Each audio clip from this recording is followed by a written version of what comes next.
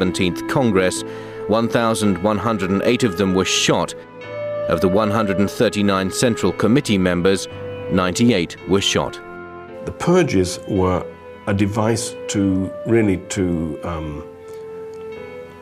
consolidate the new discipline that Stalin was imposing on the society.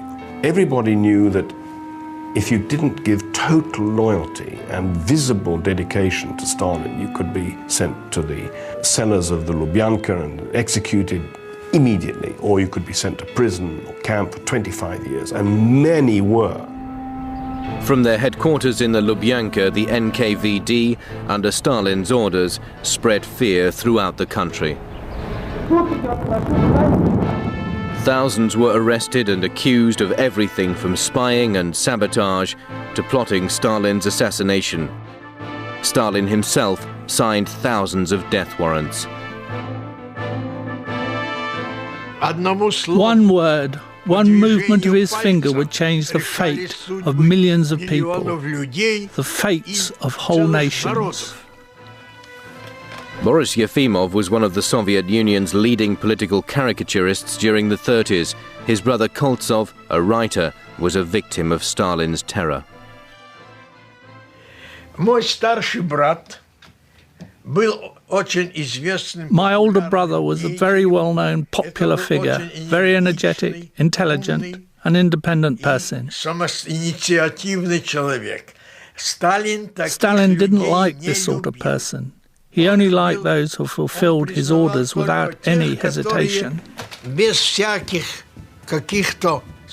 last, the day, or the night to be precise, of Koltsov's fate arrived.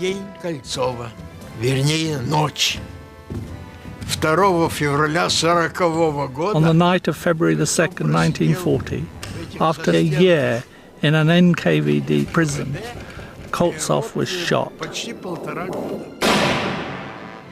As the brother of one of Stalin's enemies, Boris Yefimov was also targeted for arrest.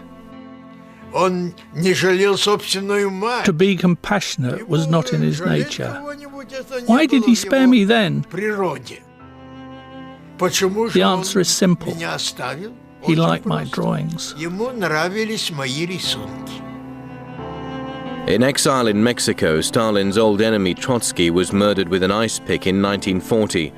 The army that Trotsky founded was itself purged.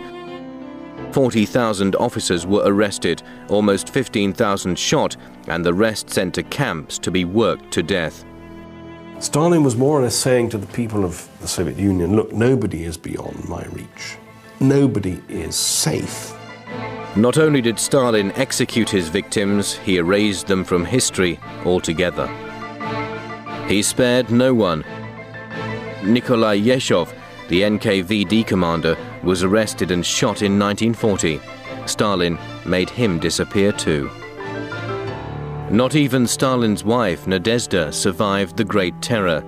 Driven to despair by his treatment of her, during a party in 1932 for his ministers, she left the room and shot herself.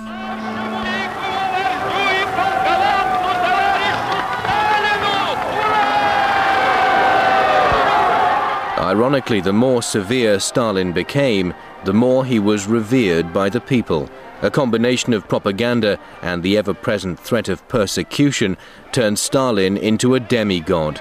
This became known as the cult of personality. The idea, as the cult developed, was that Russian people owed everything to the party, to the state, and to the leader. So, in this sense, the whole society was in debt. One important aspect of this, what I call the economy of the gift, was the importance of thanking Stalin, because you were in debt, and you were thanking for all these gifts and presents, in a sense, all the social services, everything you got. And the slogan, "Thank you, Comrade Stalin, for a happy childhood," represented that idea that children were having a happy childhood because Stalin had provided for them. One of those happy children was the girl who appeared in this photograph. Called Friend of the Little Children, it was taken in 1936 and shows Stalin holding 6-year-old Gelya Markizova. She remembers the day the photograph was taken. I got up and took the flowers to the Presidium.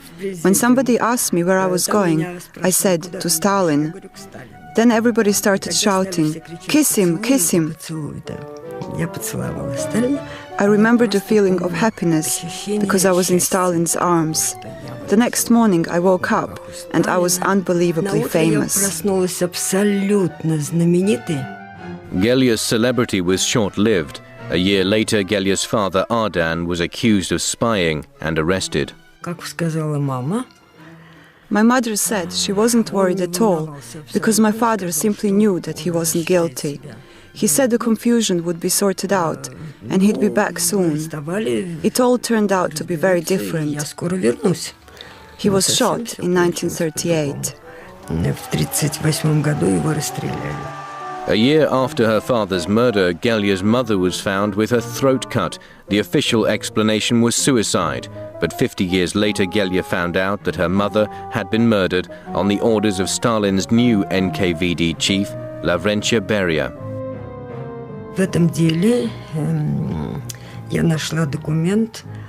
In her KGB file, I found a letter to Beria from the local head of the NKVD in Tajikistan. The letter said that Dominika Fedorova Markizova lives in exile in our town. Her daughter was photographed in Stalin's arms.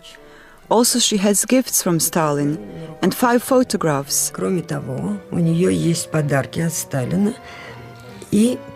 We are worried that she is going to show off. That's exactly how they put it. Then there was a question, what should we do? Beria clearly wrote next to it in blue pencil, eliminate. Although Stalin's terror eased by 1939, a greater one awaited the Russian people in the shape of Adolf Hitler, the man who regarded Stalin as the real genius of political terror. On June the 22nd, 1941, the Nazis invaded Russia, but Stalin was completely unprepared. Weakened by the purges of the 1930s, almost 65% of the Red Army had been captured or killed in the first few months, and the Nazis were less than a mile from Moscow. A lot of people say what Stalin did for Russia was that he enabled them to push back the tanks of Hitler in World War II. But I would say that, in fact, firstly, the invasion would never have got so far because all those people on the western borderlands who welcomed Hitler with open arms would have fought against him. And secondly, the industrial, the agricultural, and the base of the country and its morale would have been in a proper state to fight in 1941 instead of in 1943 to fall. In a conflict of unprecedented savagery, the Soviet people threw themselves into the war. But even as the Russians died in their millions at Stalingrad or starved to death in the siege of Leningrad, Stalin continued to terrorize them. If you had been in prison or in camp before the war, you were mobilized, you went to the front, whatever you did at the front and you came back, you were immediately rearrested and sent back. The repeaters, they were called. Now that, to my mind, does encapsulate the utter cruelty and cynicism of the Stalinist system. When Berlin fell in May 1945, the Russian people, who had seen 27 million of their compatriots die in the war, felt that they had earned a better future. It meant nothing to Stalin. The great tragedy of the whole Soviet experience was the sense that people were sacrificing for a day that never came. Now isolated behind an iron curtain, Stalin's paranoia increased. He found a new enemy in the one people who had suffered more than most during the war. A lot of leading Jews in all fields were arrested and accused of being in some kind of Zionist plot. In what became known as the Doctor's Plot, Jewish physicians were charged with poisoning people with drugs and killing them on the operating table. They were people who had no national loyalty, so it was natural to accuse the Jews. Stalin suspected that they were more loyal to the new state of Israel than to Soviet Russia.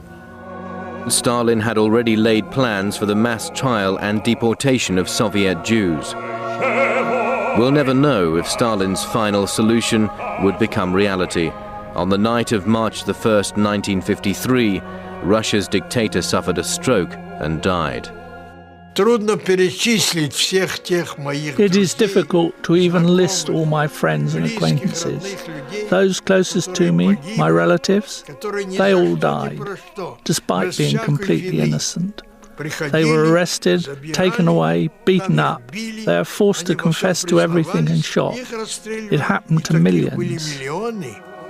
The greatest tragedy for the Russian people is that the man who murdered relentlessly throughout his years in power, whom the West affectionately nicknamed Uncle Joe, would never be called to account for his crimes.